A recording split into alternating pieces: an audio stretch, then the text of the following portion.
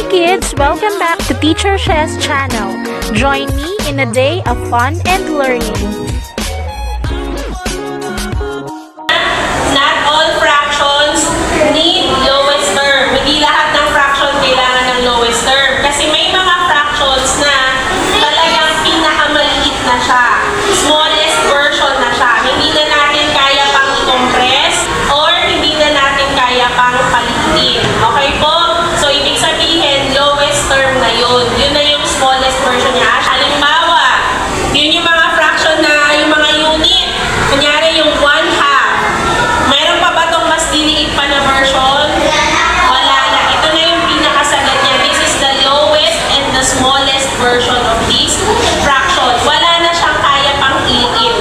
Kasi yan na yung pinakamaliit. Pero there are also fractions na kailangan pa o kaya natin pang paliitin or kaya pa nating i-reduce. Yun nga yung kailangan